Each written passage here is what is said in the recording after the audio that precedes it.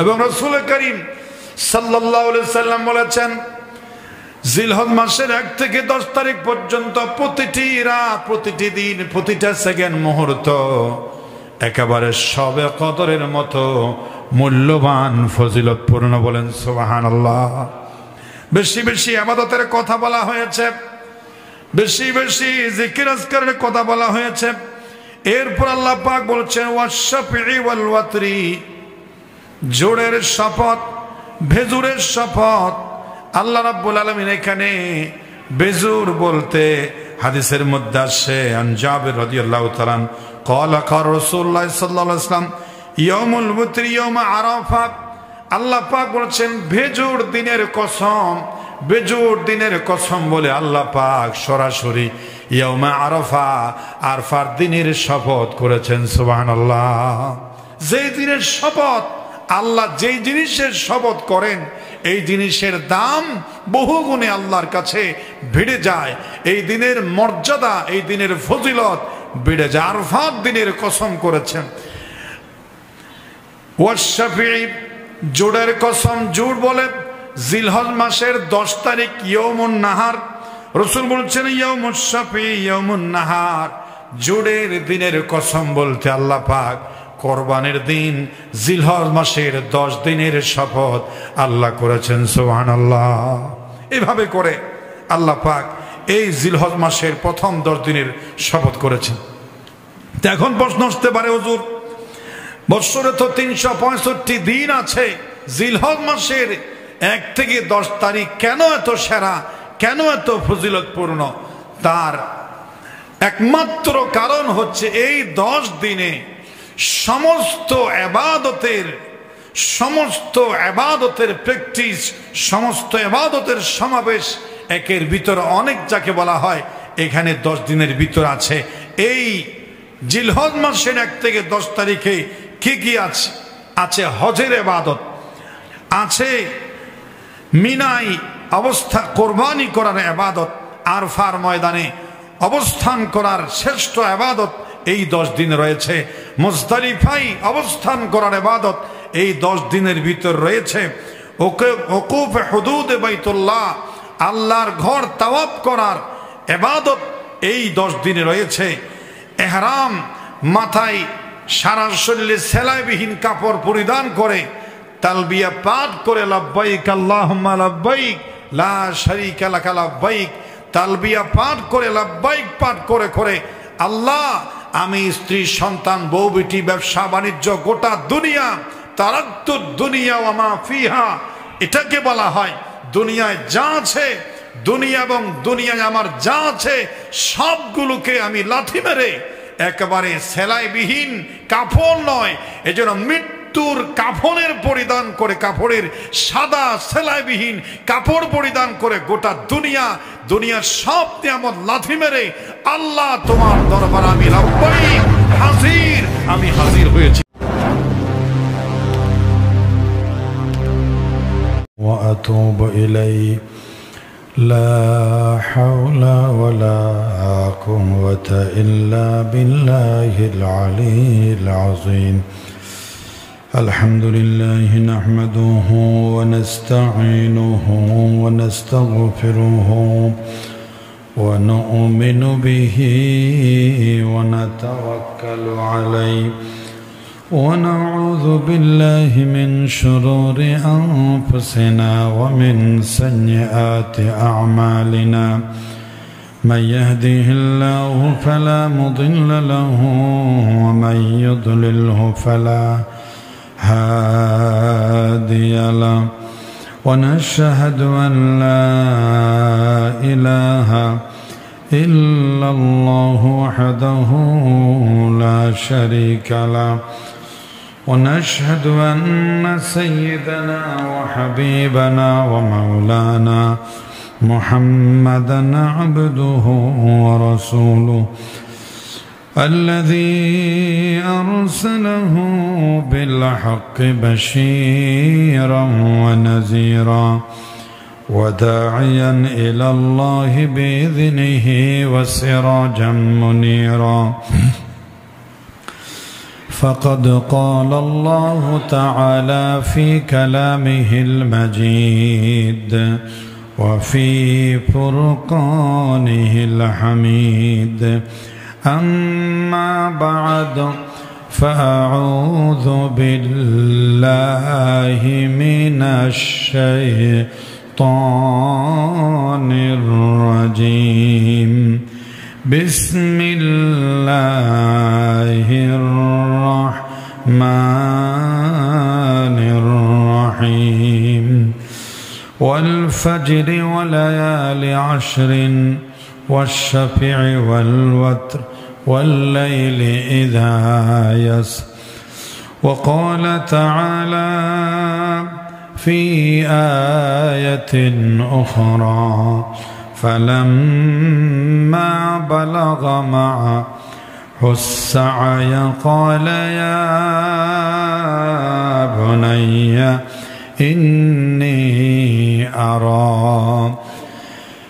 إني أرى في المنام أني أذبحك فانظر ماذا ترى قال يا أبت افعل ما تؤمر ستجدني إن شاء الله من الصابرين وقال تعالى في تعظيم نبيه إن الله وملائكته يصلون على النبي يا أيها الذين آمنوا صلوا عليه وسلموا تسليما صلى الله على سيدنا محمد وآله وأصحابه وسلم بلغ العلا بكماله كشف الدجى بجماله حسنت جميع خصاله صلوا عليه وآله سورة يوسف بداري حکمت لقمان ما قارئ القرآن باری دل سادن ما بلغ العلا بکماله کشف الدجى بجماله حسنت جميع خصاله لا إله إلا الله لا إله إلا الله لا إله إلا الله حسبي ربي جل الله ما في قلبي غير الله نور محمد صلى الله لا إله إلا الله لا إله إلا الله محمد رسول الله صلى الله عليه وسلم الحمد لله ثم الحمد لله আল্লাহ পাক সুবহানাহু ওয়া তাআলা দরবারে লাখো কোটি শুকরিয়া আদায় করছি যে আল্লাহ সুবহানাহু ওয়া তাআলা আজকের এই পবিত্র জিলকদ মাসের আখেরি জুমায় আখেরি দিনে পবিত্র জিলহজ মাসকে সামনে রেখে আজকের এই পবিত্র আইয়ামুল সৈয়দুল আইয়াম জুমার দিনে আল্লাহর পবিত্র ঘরে জুয়ুফুর রহমান রহমান আল্লাহ পাকের মেহমান হওয়ার তৌফিক দান করেছেন। সে আল্লাহর দরবারে প্রাণ খুলে জবান ছেড়ে শুকরিয়া আদায় করে পড়ছি আলহামদুলিল্লাহ। সবাই পড়ছি রব্বানা লাকাল হামদ হামদান কাসীরান তাইয়িবান মুবারাকান ফীহ। লাখ কোটি দরুদ সালামের হাদিয়া পেশ করছি সরওয়ারে কায়নাত নূরে মুজাসসাম রাহমাতুল আলম, সর্বকালের সর্বযুগের সর্বশেষ ও সর্বশ্রেষ্ঠ মহামানব, শ্রেষ্ঠ নবী প্যারা নবী মুহাম্মদ রাসূলুল্লাহ সাল্লাল্লাহু আলাইহি সাল্লামের প্রতি। মুআজ্জাজ হাজিরিন কিরাম, আজকে জিলকদ মাসের আখেরি দিন এবং আখেরি জমা। সেই হিসাবে সৌদি আরবে জিলহজ মাসের চাঁদ উদিত হয়েছে, আপনারা অনেকেই জানেন। তাহলে আজকে সৌদি আরবে জিলহজ মাসের 1 তারিখ। তা আগামীকাল অবশ্যই পবিত্র জিলহজ মাসের 1 তারিখ হওয়ার খুব বেশি প্রায় সম্ভাবনা নিশ্চিত হতে পারে এক ধরনের। তো সেই জিলহজ মাসের 1 থেকে 10 তারিখের বিশেষ একটা মর্যাদা আছে। আবার একেবারে মোক্ষম দিনে আজকে জমা পেয়েছি আমরা। ও আজ যদি 4-5 দিন আগে হয়ে যেত হয়তো একটু ঠান্ডা হয়ে যেত, অথবা যদি আগামীকাল জিলহজ মাসের 2-1 দিন পরে জমা হতো তাহলে 2-1 দিন মাইনাস হয়ে যেত। 2-1 দিন ফজিলতের ওয়াজ শোনার আগে 2-1 দিন গলে যেত। একেবারে যথা সময়ে মোক্ষম সময়ে জিলহজ মাসকে সামনে রেখে আজকের জমার দিন আল্লাহ পাক আমাদের দিয়েছেন, বলেন আলহামদুলিল্লাহ। মানে এমন ভাবে হয়েছে জিলহজ মাসের 10 দিনকে সামনে রেখে একটা মাহফিল করা প্রয়োজন ছিল। এই 10 দিনের ফজিলত সম্পর্কে এই মাহফিলটা যেন জমার দিনের মাহফিল আল্লাহ যেন নিজের থেকে আমাদের জন্য করে দিয়েছেন, বলেন সুবহানাল্লাহ। সূরাতুল ফজর একটি সূরা আছে 30 পারায়, যে এই সূরাতুল ফজর সম্পর্কে আমরা সবাই বেশ এরকম জানি। আল্লাহ পাক সেখানেই এই 10 দিনের ফজিলত সম্পর্কে বয়ান করেছেন। আমরা সবাই বরকতের জন্য যারা পারি পড়ি। বিসমিল্লাহির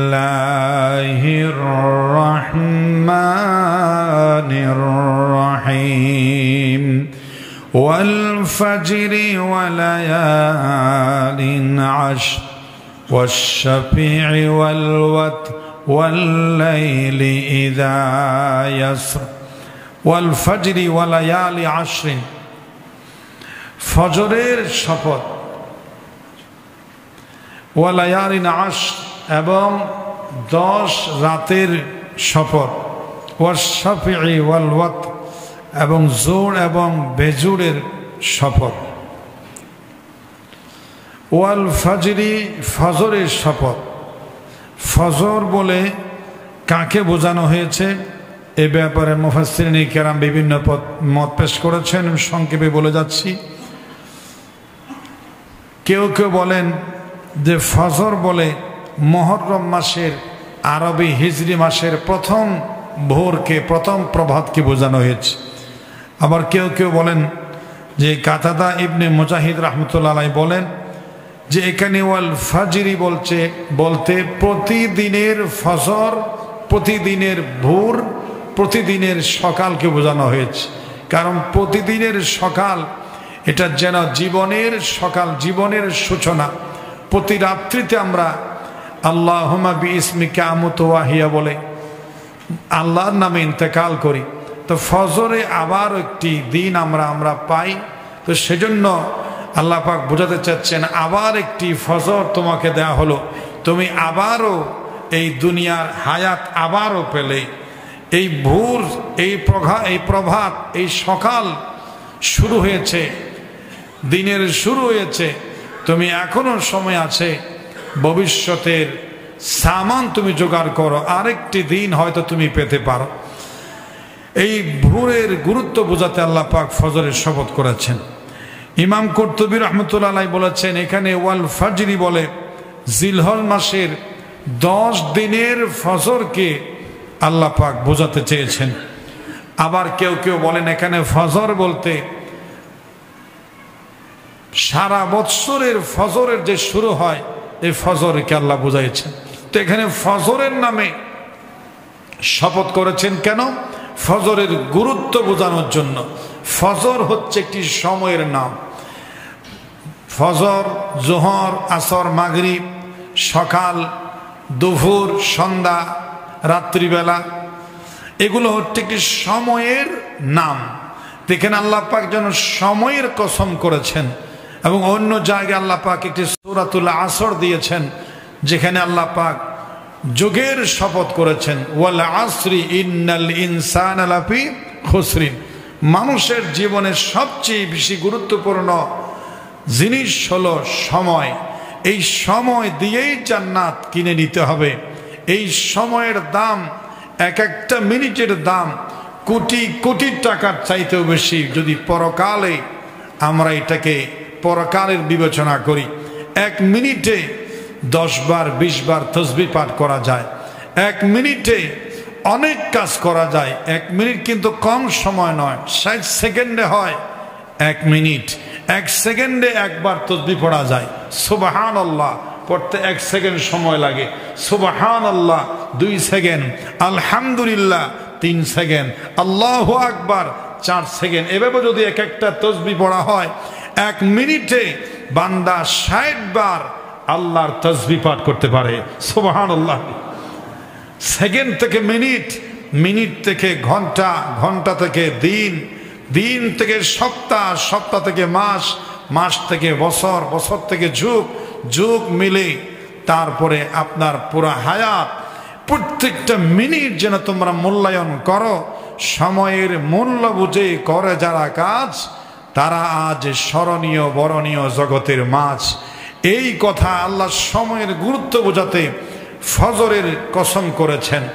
আবার ফজর বলতে ফজরের নামাজও উদ্দেশ্য। একজন বলেছেন ফজর একটি নামাজের নাম এবং প্রথম নামাজের নাম। ফজর দিয়ে নামাজ দিন শুরু হয়।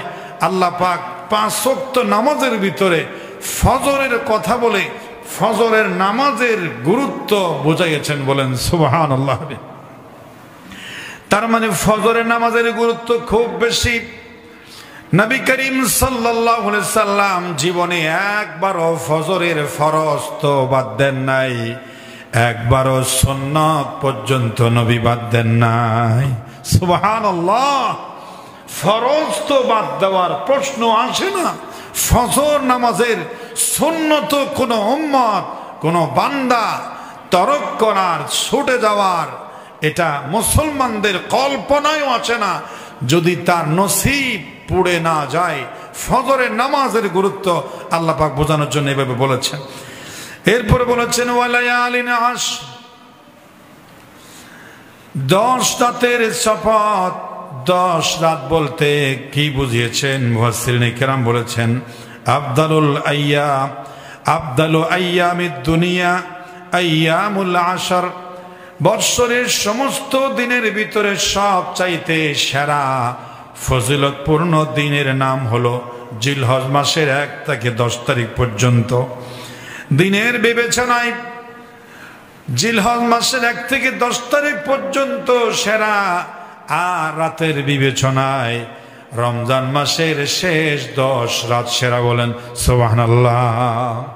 রাতের বিবেচনায় শবে কদর হলো সেরা রাত সারা বছরের ভিতরে, আর সেরা দিনের বিবেচনায় সেরা দিন হলো ইয়ৌমে আরাফা, আরাফার দিন। সুবহানাল্লাহ।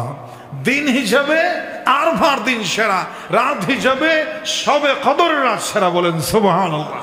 তাহলে সেই আরাফার দিন এই 10 দিনের ভিতরে 9 জিলহজ এখানে আরাফা রয়েছে। এজন্য আল্লাহ পাক 10 রাতের কসম করে এখানে জিলহজ মাসের 1 থেকে 10 তারিখ পর্যন্ত বুঝিয়েছেন। এবং রাসূল করিম সাল্লাল্লাহু আলাইহি সাল্লাম বলেছেন জিলহজ মাসের 1 থেকে 10 তারিখ পর্যন্ত প্রতিটি রাত, প্রতিটি দিন, প্রতিটা সেকেন্ড, মুহূর্ত একেবারে শবে কদরের মতো মূল্যবান, ফজিলতপূর্ণ। বলেন সুবহানাল্লাহ। বেশি বেশি ইবাদতের কথা বলা হয়েছে, বেশি বেশি জিকির আজকারের কথা বলা হয়েছে। এরপর আল্লাহ পাক বলছেন ওয়াশ-শাফিঈ ওয়াল ওয়াতরি, জোড়ের শপথ, ভেজুরের শপথ। আল্লাহ রাব্বুল আলামিন এখানে বেজুর বলতে হাদিসের মধ্যে আসে, আন জাবির রাদিয়াল্লাহু তাআলা ক্বালা ক্বালা রাসূলুল্লাহ সাল্লাল্লাহু আলাইহি ওয়াসাল্লাম ইয়াউমুল ওয়াতরি ইয়াউম আরাফা। আল্লাহ পাক বলেছেন ভেজুর দিনের কসম, বেজুর দিনের কসম বলে আল্লাহ পাক সরাসরি ইয়াউমে আরাফা, আরাফার দিনের শপথ করেছেন। সুবহানাল্লাহ। যেই দিনের শপথ, আল্লাহ যেই জিনিসের শপথ করেন এই জিনিসের দাম বহুগুণে আল্লাহর কাছে বেড়ে যায়। এই দিনের মর্যাদা, এই দিনের ফজিলত বেড়ে যায়। আরাফার দিনের কসম করেছেন। ওয়াশ-শাফিঈ, জোড়ের কসম, জোড় বলে জিলহজ মাসের 10 তারিখ ইয়াউমুন নাহার।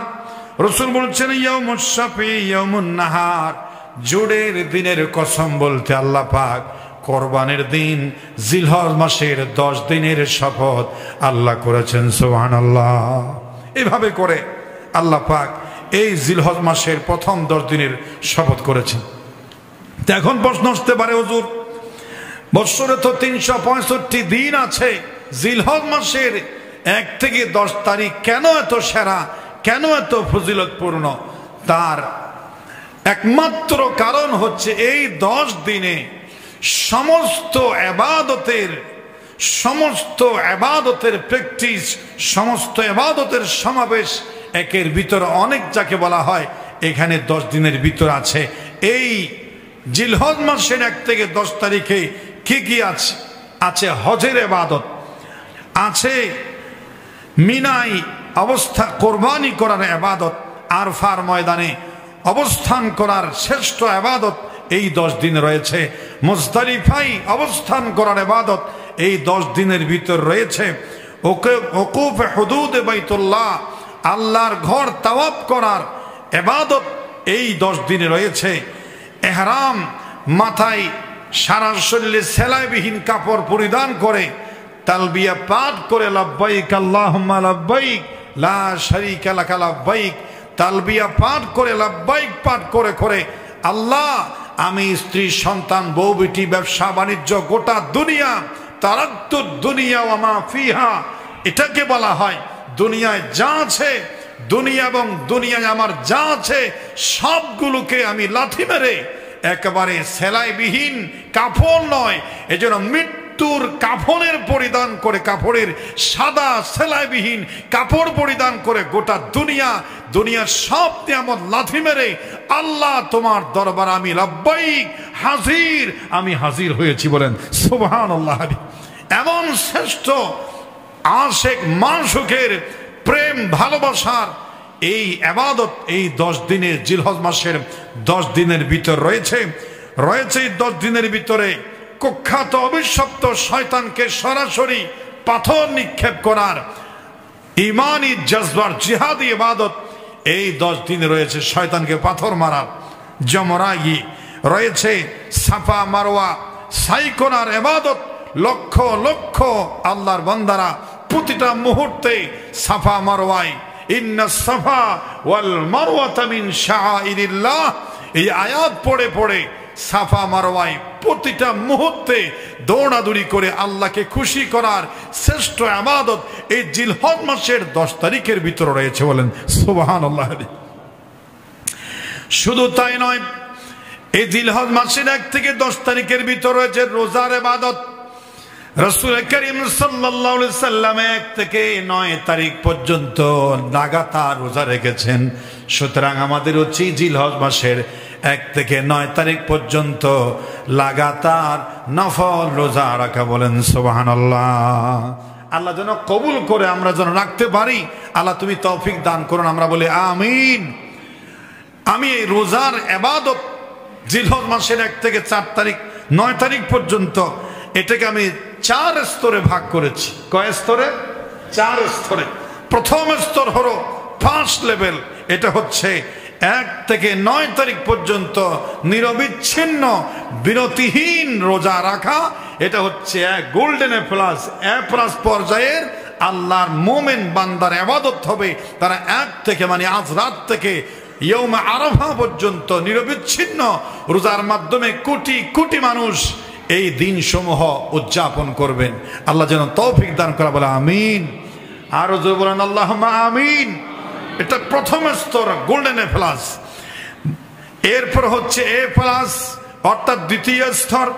এটা হলো এই সপ্তাহের ভিতরে রয়েছে সোমবার, রয়েছে বৃহস্পতিবার, সপ্তাহে 2 দিন রোজা রাখার ইবাদত আমল রয়েছে। তাহলে না পারলে 9টা, না পারলে অন্তত পক্ষে সোমবার একটা রাখবো, বৃহস্পতিবার একটা রাখবো, এবং যেদিন আরফা হবে আরফার দিনে একটা রোজা রাখবো। 3টা। কয়টা? এটা হচ্ছে দ্বিতীয় স্তর। আরেকটা হচ্ছে এগ্রেড পর্যায়ের তৃতীয় স্তর। এটা হচ্ছে জিলহজ মাসের 8 এবং 9 তারিখ রোজা রাখবো। 8 এবং 9 তারিখ কেন বললাম? ইয়ৌমে আরাফা কোন দিন হবে এটা নিয়ে ওলামায়ে কেরামের মাঝে একটা বিতর্ক হয়েছে, ইখতিলাফ হয়েছে। কেউ বলছে সৌদি আরব যেদিন আরাফা, তাম পৃথিবীতে সেদিন হবে আরাফা, সুতরাং সেদিনই রোজা রাখা উচিত। আর কেউ বলছেন না, সৌদি আরব যদি আরাফা হয় তাহলে এর পরের দিন তো আমাদের 1 তারিখ পরে, তাহলে আমাদেরকে রোজা ইয়ৌমে আরাফা ওখানে যেদিন রাখবে মানে 8, ওখানে যেদিন 9 তারিখ হবে সৌদি আরবে, ওরা আরাফাতে রোজা রাখবে, সেদিন বাংলাদেশে হবে 8 তারিখ। বাংলাদেশে কয় তারিখ হবে? 8 তারিখ।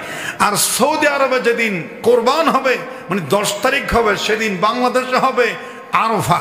রাসূল সাল্লাল্লাহু আলাইহি ওয়াসাল্লাম বলেছেন আরফা হচ্ছে বেজোর রাত। আল্লাহ পাক ইয়মুল ফিতরে বলে 9 তারিখ হচ্ছে প্রসিদ্ধ কথা, আরফা মানে ভেজুরের দিন। সুতরাং সৌদি আরবে ভেজুর 9 তারিখ, এই দিনই আরফা হবে। আবার কেউ বলছে না, সৌদি আরবে যেদিন আরফা হবে তারিখ যেটা হবে হোক, সেই দিনের সাথে আমরা ইয়ৌমে আরফা রোজা রাখবো। তো আমি একটা সমাধান দিলাম, রোজা রাখতে তো নিষিদ্ধ নাই, 8 তারিখে রোজা রাখবো, 9 তারিখে রোজা রাখবো। সুতরাং বিতর্কের ঊর্ধ্বে ওঠে যদি আরাফা 8 তারিখ ধর্তব্য হয় সেটাও রোজা হিসেবে যাবে, যদি 9 তারিখ ইয়ৌমে আরাফা সাব্যস্ত হয় তাহলে 9 তারিখও রোজা রাখবে। আরাফার দিনে রোজার আমল থেকে মানুষ আর মুক্ত। আমাদেরকে বিগত জীবনে লাইভে প্রশ্ন করেছে, হুজুর কেউ বলছেন আরাফা হচ্ছে 9 তারিখ, বাংলাদেশে কেউ বলছে 8 তারিখ। সুতরাং 8 এবং 9 তারিখ 2 দিন যদি রোজা রাখে, রোজা রাখতে তো হারাম নাই। 10 তারিখে না হারাম, কোরবানের দিন রোজা রাখা কি হারাম? 8-9 তারিখ রোজা রাখা তো কি নয়, হারাম নয়। বরং নবী করিম সাল্লাল্লাহু আলাইহি ওয়াসাল্লাম তো 1 থেকে 9 তারিখ পর্যন্ত রোজা রেখেছেন। সুতরাং এটাকে আমি নিয়েছি তৃতীয় স্তরে। আরেকটা চতুর্থ স্তর, দুর্বল ইমানদারের জন্য একটা ফয়সালা দিই, একেবারে না পারলেও 9 তারিখ ইয়ৌমে আরাফা একটি রোজা হলেও রাখা উচিত। রোজা শূন্য জিলহজ মাসের 10 দিনের ভিতরে 1-2টি রোজা শূন্য যেন আমাদের হায়াত অতিক্রম না হয়। আল্লাহ তুমি তৌফিক দান করুন, আমরা বলি আমিন। রোজার ব্যাপারে সুন্দর একটা সমাধান আপনাদের দেওয়া হলো, সুতরাং এটা আপনারা খেয়াল করবেন। এই জন্য জিলহজ মাসের 1 থেকে 10 তারিখ সেরা। এখানে রয়েছে রোজার ইবাদত, এছাড়া রয়েছে নবী করিম সাল্লাল্লাহু আলাইহি ওয়াসাল্লাম বলেছেন এই 10 দিন তোমরা বেশি বেশি সাদকা করো, বেশি বেশি দান করো, কোন সাইলকে তোমরা ফেরত দিও না। ধমক তো দিবাই না, নিরাশ তো করবাই না, যা পারো তোমরা তা ফকির মিসকিনকে এই 10 দিনে দান করবা বেশি। আর এই 10 দিনে রয়েছে আরো শ্রেষ্ঠ একটি আমল, তাকবীরে তাশরিকের আমল। আল্লাহু আকবার, আল্লাহু আকবার, লা ইলাহা ইল্লাল্লাহ, আল্লাহু আকবার, আল্লাহু আকবার, ওয়ালিল্লাহিল হামদ। ব্যক্তিগতভাবে পার্সোনাল ভাবে একা একা আগামীকাল থেকে শুরু হবে 13 তারিখের আসর পর্যন্ত, আর জামাত সহকারে ইমাম সাহেবের পিছনে ফরজ নামাজের শেষে শুরু হবে একেবারে 9 তারিখ থেকে 13 তারিখ পর্যন্ত 5 দিন। এই জন্য জিলহজ মাসের বিশেষ প্রত্যেকটি ফরজ নামাজ শেষে এবং প্রতিটা মুহূর্তে আল্লাহর এই শ্রেষ্ঠ তাসবিহটা পাঠ করবে। এই তাসবির ভিতরে, এই আইয়ামে, এই তাকবীরে তাশরিকের ভিতরে একটা করুণ, একটা মর্মান্তিক ইতিহাস জড়িত আছে এবং এই হৃদয় বিদারক ইতিহাসটাকে আমল করার জন্য আল্লাহ পাক এই 10 দিনে এই তাকবীরে তাশরিক দিয়েছেন। তাশরিক মানে হচ্ছে শরীক। এই তাকবীরে 3 জনের তাকবীর আছে। কয় জনের? 3 জনের তাকবীর আছে। এই জন্য এটাকে তাশরিক বলে। শরিক মানে শিরিক থেকে, শিরিক মানে অংশীদার, অংশীদার মানে ভাগাভাগি। এই তাকবীরের ভিতরে 3 জনের অংশীদার রয়েছে। কয় জনের? প্রথম তাকবীর হচ্ছে জিবরাইলের, দ্বিতীয় তাকবীর হচ্ছে হযরত ইসমাইল যাবিহুল্লাহ, তৃতীয় অংশ হচ্ছে ইব্রাহিমে খলিলুল্লাহ। যদি বলেন সুবহানাল্লাহ। মানে কোরবানি যখন সালাই দিচ্ছিল ছুরি, তাকবীরে তাশরিকের সংক্ষিপ্ত প্রেক্ষাপট এখন বলতে হচ্ছে। যখন ইসমাইল ইসলামকে জবাহ করতেছিলেন, আল্লাহ বলছেন, এই জিবরাইল তাড়াতাড়ি করে যাও, সময় কম, আমার খলিল আমার যাবিহুল্লাহকে জবাহ করে দিচ্ছে। ছুরিকে আল্লাহ পাক নোটিশ করে দিলেন। ইব্রাহিম ইসলামের আগুনকে যেমন নোটিশ করে দিয়েছিলেন, কুলনা ইয়া নারু কুনি বারদাম ওয়া সালামান আলা ইব্রাহিম, হে আগুন ইব্রাহিমের জন্য শান্তিদায়ক, ঠান্ডা হয়ে যা, গোটা দুনিয়া জ্বালাই ফেল, আমার আপত্তি নাই, কিন্তু আমার খলিলের ইব্রাহিমের একটা পশম জ্বালাইতে পারবি না। এই নোটিশ দিয়েছেন আল্লাহ আগুনের পরে। আজ ইয়াউমুন নাহার, কোরবানির দিন, মিনার প্রান্তরে আল্লাহ পাক যেই ছুরি, যে চাক্কু ইব্রাহিম হাতে নিয়েছিলেন, সেই চাক্কুকে সরাসরি নোটিশ করেছেন, চাক্কু গোটা দুনিয়া কেটে ফেল, আমার যাবিহুল্লাহর গলার পশম কাটা তোর জন্য হারাম। আল্লাহু আকবার। তখন বাপ বেটা আশ্চর্য হয়ে গেল, কিরে কি হয়েছে, কাটা যাচ্ছে না কেন? সন্তান বলছে, মা বিকায়া ওয়ালিদি, হে আমার পিতা কি হয়েছে, কাটা যাচ্ছে না কেন? আর ইব্রাহিম আলাইহিস সালাম সন্তানকে বলছে, মা বিকায়া ওয়ালাদি, সন্তান রে কাটা যাচ্ছে না কেন? কিন্তু কাটা না যাওয়ার জন্য ছুরির প্রতি নোটিশ করেছেন কে? ওদিকে জিবরাইল কি বলেছেন, তাড়াতাড়ি যাও। আমি বলেছিলাম জিবরাইল দুনিয়ার মধ্যে খুব বিদ্যুৎ বেগে 3 বার এসেছিলেন। একবার হচ্ছে কোরবানির দিন যাবিহুল্লাহকে সরিয়ে বেহেশতি দোব্বা বসিয়ে দেওয়ার জন্য জিবরাইল আসতেছিলেন। আসার পথে ভয় হচ্ছিল, আমি আসার আগে যদি গলার মধ্যে ছুরি চালিয়ে দেয়, তাহলে ইসমাইল যাবিহুল্লাহ তো শহীদ হয়ে যাবে, আমি তো আমার দায়িত্ব পালন করতে পারবো না, আল্লাহ পাক আমার উপর নারাজ হয়ে যাবে। এই ভয়ে আতঙ্কে তিনি আসার পথে আল্লাহর বড়ত্ব ঘোষণা করে গর্জন দিয়ে আসার পথে বলেছিলেন, আল্লাহু আকবার, আল্লাহু আকবার। বলেন সুবহানাল্লাহ। জিবরাইল আগাম তাকবীর দিয়েছিলেন, আর জিবরাইলের তাকবীর শুনে ইসমাইল বলে বলছেন, আল্লাহু আকবার, আল্লাহু আকবার, তার কণ্ঠে কণ্ঠ মিলিয়ে। এরপরে সন্তান যখন জবে হলো না, সন্তান যখন সুস্থ, বেহেশতি জুব্বা যখন জবে হয়ে গেল, রক্ত যখন প্রবাহিত হলো, চোখ যখন ইব্রাহিম খুললেন, দেখতে পেলেন সন্তান তার পাশে দাঁড়িয়ে আছে, শুকরিয়া আদায় করে বলছেন, আল্লাহু আকবার ওয়ালিল্লাহিল হামদ, আল্লাহ তুমি মহান, সমস্ত প্রশংসা তোমার জন্য। বলেন সুবহানাল্লাহ। তাহলে তাকবীরের ভিতরে কয় জনের অংশ আছে? 3 জনের। একজন ফেরেশতা, আর ইব্রাহিম খলিলুল্লাহ এবং ইসমাইল যাবিহুল্লাহ। এই আমল রয়েছে এই জিলহজ মাসের এই 10 দিনে। এবং নবী করিম সাল্লাল্লাহু আলাইহি ওয়াসাল্লাম বলছেন, বেশি বেশি কোরআন তেলাওয়াত করো। এই জিলহজ মাসের 10 দিনের শেষ দিনে একটি এমন আমল রয়েছে, যা আমল করলে আল্লাহ পাক খুশি হন। কোরবানি, জবেহ করার কোরবানি রয়েছে। 7 নম্বর ঈদের নামাজ, এবং এই 10 দিনের ভিতর রয়েছে নফল কোরবানির সওয়াবের আমল। হাতের, পায়ের নখ, শরীরের বিভিন্ন জায়গায় লোম কেশ কর্তন না করার আমল যদি কেউ কোরবানি করার ইচ্ছা করে, রাসূল সাল্লাল্লাহু বলছেন, জিলহজ মাসের 1 থেকে গরুর গলার ছুরি না দেওয়া পর্যন্ত পশুর গলায় সে যেন হাত, পায়ের নখ এবং শরীরের কোনো অংশের কোনো লোমকে যেন কর্তন না করে। তাহলে এই আমলটাও 10 দিনের ভিতর রয়েছে। তাহলে সে নফল কোরবানির সওয়াব পেয়ে যাবে। বলেন সুবহানাল্লাহ। মোক্ষম সময় ওয়াজ। আজকে জুমার নামাজের শেষে গিয়েই নখ নিয়ে, কাঠার নিয়ে হাত পায়ের নখ এবং শরীরের যে বিভিন্ন জায়গায় লোম কেশ হয়েছে সেগুলা আজকে মাগরিবের আগেই সম্পন্ন করে একেবারে ফ্রি নফল কোরবানির সওয়াব আমরা তুলতে পারি। বলেন সুবহানাল্লাহ। যারা কোরবানি করবে তারা এটা করবে, না করলে এটা আমল রয়েছে। রাত্রে নফল ইবাদত, তাহাজ্জুদ, কিয়ামুল লাইল, এই সমস্ত ইবাদতের আমল এই 10 দিন রয়েছে। এই জন্য জিলহজ মাসের 10 দিন সেরা। অনেক আলোচনা, অনেক বিষয়ে অনেক কথা আজকে গুরুত্বপূর্ণ রয়েছে। এই 10 দিনের আমলেই কেন শ্রেষ্ঠ তার সংক্ষেপে আমি আপনাদেরকে বললাম। একটি হাদিস বলবো আরফাত দিনের শ্রেষ্ঠত্বের সম্পর্কে। হযরত আব্দুল্লাহ ইবনে ওমর থেকে বর্ণিত, ইন্নাল্লাহা ইয়ানজিলু ইলাস সামাঈদ দুনিয়া ফায়ুবাহি বিহিমুল মালায়েকা ইয়াকুলু হাউলাই ইবাদি জাউনি শুবান গুবরান ইয়ারজিউনা রাহমাতি ওয়া ইয়াখাফুনা আযাবি ইয়ারুনি ফাকাইফা লাউ রাআউনি আও কামা ক্বালা আলাইহিস সালাতু ওয়াস সালাম।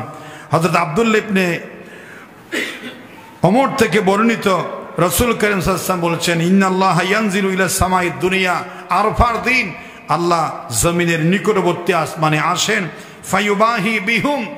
ফায়ুবাহি বিহিম, এবং আরফার ময়দানে সেলাইবিহীন তাকবীর পাঠ করনেওয়ালা সাদা সাদা কবুতরের মতো সারা বিশ্বের সমস্ত ভাষার মানুষ, সব দেশের মানুষের এই আরফার ময়দানে ইবাদত অবস্থান করার এই দৃশ্য আল্লাহ ফেরেশতাদেরকে জমিন থেকে সরাসরি লাইভ সম্প্রচার আল্লাহ নিজের কুদরতির ক্যামেরায় দেখায়।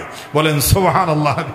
এবং বলে ফেরেশতারা, দেখো তাম পৃথিবী থেকে আরফার ময়দানে আমার বান্দারা এসেছে, কিভাবে কাঁদছে দেখো, কিভাবে ইবাদত করছে দেখো, কিভাবে আমার গোলামি করছে, আমার কাছে হাজিরা দিয়েছে দেখো। আল্লাহ পাক গর্ব করেন ফেরেশতাদের নিয়ে, ইয়াকুলু হাউলাই ইবাদি, এবং আল্লাহ পাক বলেছেন, এ ফেরেশতারা সাক্ষী থাকো, তোমরা শোনো, জাউনি বান্দারা এসেছে আমার কাছে, শুবান গুবরান উস্ক শুষ্ক এলো মেলো সেলাইবিহীন কাপড় পরিধান করে আমার দরবারে এসেছে, ইয়ারজিউনা রাহমাতি, তারা আমার রহমতের আশা করে, ওয়া ইয়াখাফুনা আযাবি, আমার আযাবকে ভয় করে।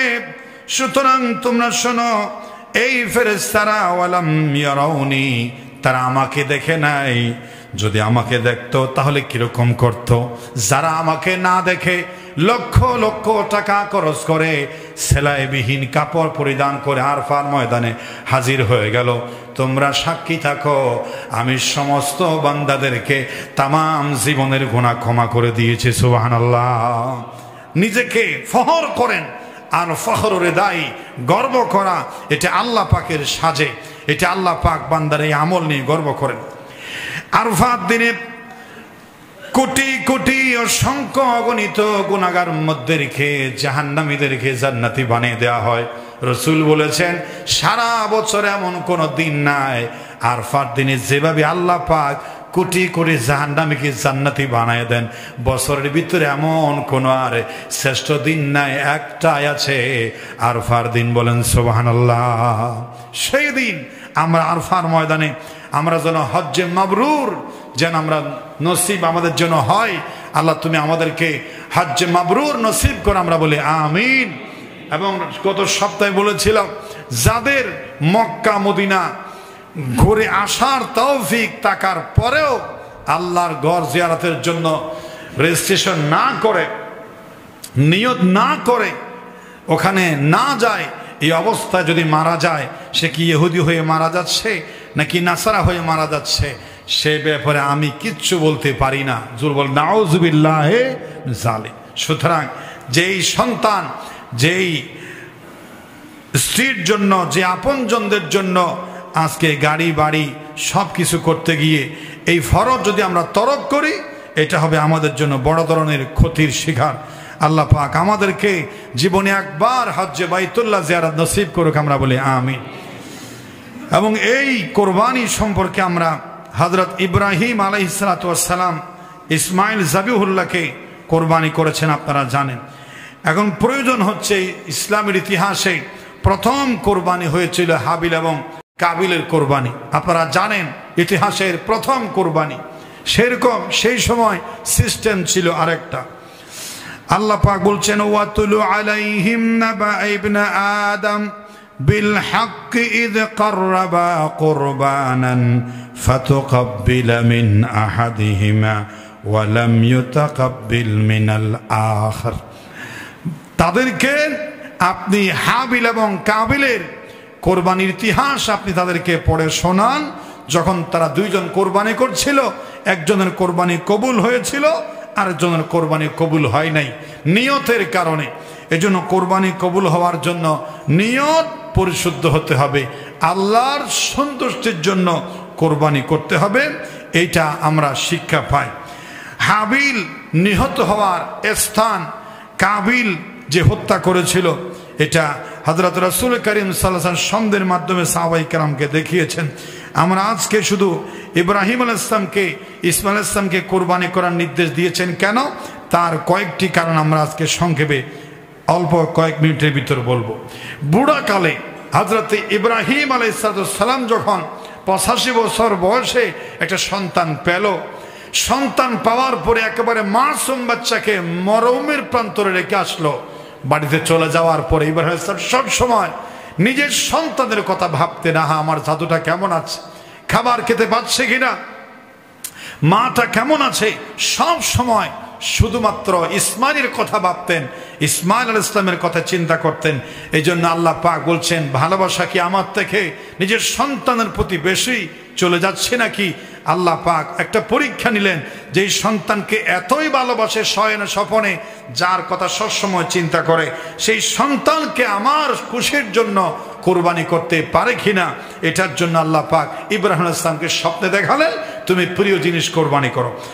আল্লাহ পাক বলছেন ফালাম্মা বালাগা মাআহুস সা'য়া ক্বালা ইয়া বুনাইয়া ইন্নী আরা ফিল মানামি আসবাহুকা ফানজুর মাযা তারা।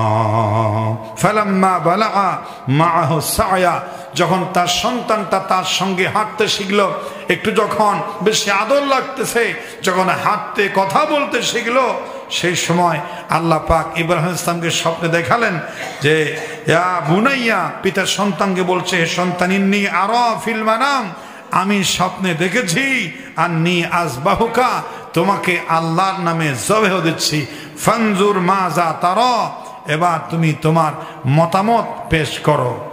এই কথা যখন বললেন, আল্লাহ পাক রব্বুল আলামিন ইব্রাহিম আলাইহিস সালামকে এই কোরবানির স্বপ্ন দেখালেন। প্রথমেই প্রিয় জিনিস কি হতে পারে, তিনি প্রথমেই সমস্ত একেবারে অনেক অনেক সম্পদ তিনি কোরবানি করলেন।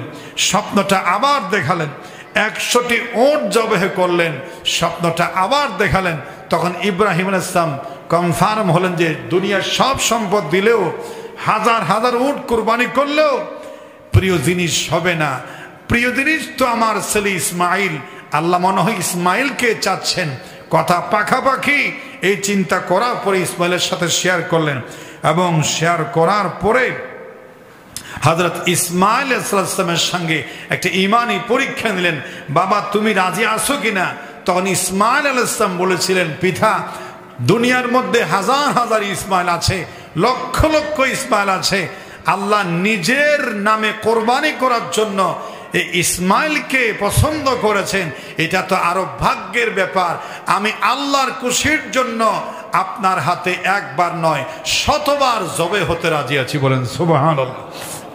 আপনি আমাকে সাতাজিদুনি ইনশাআল্লাহু মিনাস সাবিরিন, ধৈর্যশীলদের মধ্যে পাবেন।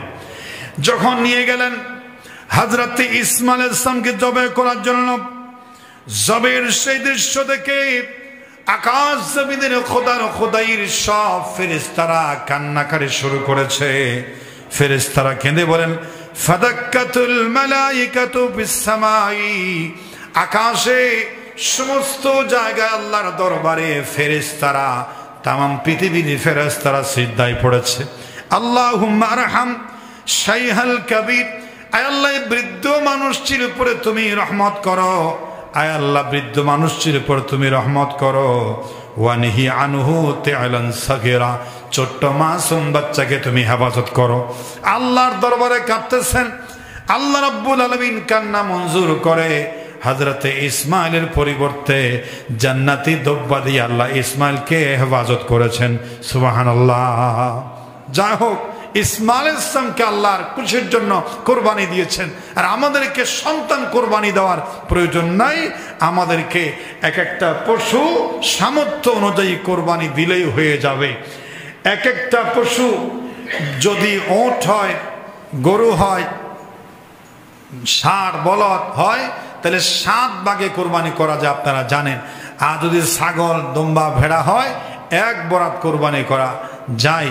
এবং কোরবানি করার জন্য নিয়ত হতে হবে আল্লাহর সন্তুষ্টি। কোরবানির অনেক গুরুত্বপূর্ণ মাসালা মাসাইল আছে, সেটা আমরা আগামী সপ্তাহে বলবো। এখন শুধুমাত্র জানবো যে কোরবানি কার উপর ওয়াজিব। যার 10 জিলহজ মাসের 10, 11, 12 এই 3 দিনে সাদকাতুল ফিতর যার উপর ওয়াজিব, তার উপর কোরবানি ওয়াজিব। সাদকাতুল ফিতর ওয়াজিব হওয়ার জন্য জাকাতের সাথে আর কোরবানির সাথে ওটাই পার্থক্য যে জাকাত দেওয়ার জন্য 1 বছর টাকা উপস্থিত থাকতে হয়, 52 তোলা রূপা বা 7.5 তোলা স্বর্ণের সমপরিমাণ।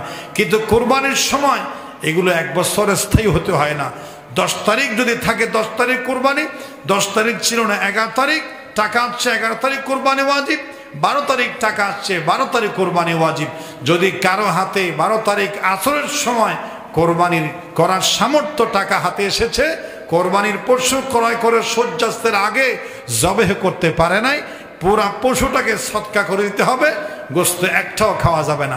যদি জন্তু ক্রয় না করে তাহলে 1 বরাত, অর্থাৎ একটা ছাগল বা কিংবা দম্বা ভেড়ার সমপরিমাণ টাকা সদকা করে দিতে হবে।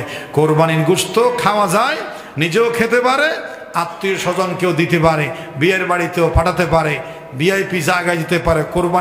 কোরবানির গোশত দেওয়া নেওয়া, লেনদেন করা, হাদিয়া দেওয়া নেওয়া, এটাতে লজ্জার কিছু নেই। এই কোরবানির দিন শ্রেষ্ঠ আমল হচ্ছে কোরবানির মাংস বিতরণ করবেন। আত্মীয় স্বজন, গরিব দুঃখী, মেহনতি মানুষ যারা খেতে পারে নাই, সব জায়গায় কোরবানির গোশত বিতরণ করা যায়, কোনো অসুবিধা নাই। 3 ভাগ করতে বলা হয়েছে, এটা মুস্তাহাবি বন্টন। কেউ আছে মানছে, কেউ মানছে না। কেউ পশু জবে করে পুরোটাই ফ্রিজের ভিতর ঢুকে ফেলতেছে, বা 2-1 টুকরা 2-1 কেজি 5 কেজি দিয়ে পুরোটাই ঢুকে ফেলতেছে। এই জন্য আল্লাহ পাক রাগ করে মনে হয় অ্যালার্জি ব্যারাম দিয়েছে যে এভাবে গোশত ফ্রিজের ভিতর ঢোকাস, তোর এই ফ্রিজের গোশত তুই না খেয়ে কেমনে মানুষকে খাওয়ানো যায় সেই ব্যবস্থা করলাম, তোদেরকে অ্যালার্জি দিলাম। অ্যালার্জি হলে গরু গোশত খাওয়া নিষেধ। গরু গোশত খাওয়া কি? আমার মনে হয় ফ্রিজ এসেছে, মানুষ গোশত বিতরণ করা বন্ধ করে দিয়েছে, এজন্য অ্যালার্জির প্রভাব বিস্তার করেছে সারা বিশ্বে। এমন কোনো ফ্যামিলি নাই যে অ্যালার্জি নেই, দদ নাই, খাদ্যরি নাই। চুল খেতেও মজা, গরু গোশত খেতেও মজা। লক্ষ লক্ষ টাকা ডাক্তার ওষুধের কাছে চলে যাচ্ছে। আমার কাছে অনেক দামি দামি অ্যান্টিবায়োটিক অ্যালার্জির ওষুধের নাম মুখস্থ আছে। কিনতে কিনতে আমার মুখস্থ হয়ে গেছে। বাড়ির জন্য কিনছি, আত্মীয়ের জন্য কিনছি, এবং রুগীদের সাথে যোগাযোগ করছে, তারও অ্যালার্জি, ওরও অ্যালার্জি। আলহামদুলিল্লাহ আমার কাছেও ছিল কিছুদিন, আল্লাহ দয়া করে অ্যালার্জি মুক্ত করেছেন। আলহামদুলিল্লাহ বলেন। এখানেও আছেন অ্যালার্জি রোগে আক্রান্ত মুসল্লি, হাজার হাজার, সব সময় শুধু অ্যালার্জির টেনশনে আছে। এরকম অ্যালার্জি রোগী এখানে আছে না নাই? একটু কথা বলা আছে না নাই? সুতরাং সামনে আসতেছে কোরবান, সব মাংস খাওয়ার নিয়তটাকে বাদ দিয়ে দেন। গরিবের গোশত গরিবকে, এতিমের গোশত এতিমকে, আত্মীয় স্বজনের মাংস আত্মীয় স্বজনকে দিয়ে ফেলার চিন্তা করেন। অল্প 3 ভাগের 1 ভাগ রাখেন, একটু আত্মীয়তা রক্ষা করেন। আর আল্লাহকে বলবেন, আল্লাহ অ্যালার্জি রোগের চিকিৎসার জন্য ডাক্তারকে অনেক টাকা দিলাম, অ্যালার্জি রোগের চিকিৎসার জন্য কোরবানির গোশত বিতরণ করলাম, তুমি আমাকে হাইজনি রোগ থেকে মুক্তি দান করো। আমরা বলি আমিন। তাহলে হয়তো পারে কুদরতিভাবে আপনার অ্যালার্জি রোগের যে একটা প্রতিক্রিয়া সেটা কমে যেতে পারে। এই কোরবানি করা ওয়াজিব। রাসূলুল্লাহ সাল্লাল্লাহু আলাইহি ওয়াসাল্লাম বলেছেন, যার কাছে সামর্থ্য আছে কিন্তু কোরবানি করলো না, সেজন্য ঈদুল আজহার নামাজ পড়তে না আসে। তার ঈদুল আজহার নামাজ পড়ার কোনো অধিকার নাই যে কোরবানি করলো না। কোরবানি করাটা এটা শিয়ারুল ইসলাম, কোরবানের দিন 10 তারিখ জিলহজ মাসে কোরবানির চাইতে শ্রেষ্ঠ কোনো আমল নাই। এই কোরবানির গায়ে যত পশু আছে তার চাইতে বেশি সমপরিমাণ সওয়াব আল্লাহ তাকে দান করবেন, বলেন সুবহানাল্লাহ। এবং এই কোরবানির পশুর অনেক ফজিলত আছে। আল্লাহ কোরবানির প্রাণী তার খুর সহ তার সমস্ত অংশ নিয়ে কিয়ামতের মাঠে আল্লাহ কোরবানি পশুটা বাহকের সামনে হাজির করবেন। হাদিসের মধ্যে আছে এটা পুলসিরাতের বাহন হবে, এটা ইব্রাহিম ইসলামের সুন্নত। সুতরাং কোরবানি করার সামর্থ্য যাদের আছে অবশ্যই আল্লাহর জন্য না হলেও বর্তমানে কিন্তু গোশত খাওয়ার জন্য হলো অনেকে কোরবানি করতেছে। এই নিয়তটাকে কিন্তু পরিশুদ্ধ করতে হবে। সুররাও কোরবানি করে, চুরি করে, সুদের মাল, ঘুষের মাল, হারামের মাল নিয়ে কোরবানি করলে কোরবানি কিন্তু হালাল টাকা দিয়ে কোরবানি করতে হবে, হারাম টাকা এই কোরবানির মধ্যে লাগাবেন না। অনেকে বলছে, একজন নাকি আমাদের কোরআনে পাখিকে জিজ্ঞেস করেছিলেন যে চুরির টাকা দিয়ে কোরবানি করলে কোনো অসুবিধা নাই, চুরির টাকা দিয়ে কোরবানি করলে চুরি করা গুনাহ, কোরবানি করা সওয়াব। কোরবানি করা কি সওয়াব আর চুরি করা কি গুনাহ। চুরির টাকা দিয়ে চুরি করার কারণে যে গুনাহ হয়েছে, কোরবানি করার কারণে যে সওয়াব হবে, ইকুয়াল সমান সমান হয়ে যাবে। মাঝখান দিয়ে আমার লাভ কি, আমি গোশত খেতে পারবো। সুতরাং এই চালাকি চলবে না। ইন্না সলাতি ওয়া নুসুকি ওয়া মাহইয়ায়া ওয়া মামাতি লিল্লাহি রাব্বিল আলামিন। আমার নামাজ, আমার জীবন, আমার মরণ, আমার কোরবানি শুধুমাত্র আল্লাহর জন্য। ইন্না আ'তাইনাকাল কাউসার ফাসাল্লি লিরাব্বিকা ওয়ানহার। নামাজ পড়ুন এবং আল্লাহর নামে কোরবানি করুন। আল্লাহ পাক সামর্থ্যবান সবাইকে সহজভাবে হৃষ্টপুষ্ট একটি সুন্দর পোশাক, আল্লাহ সুন্দর একটি প্রাণী পশু আল্লাহর জন্য কোরবানি করার হিম্মত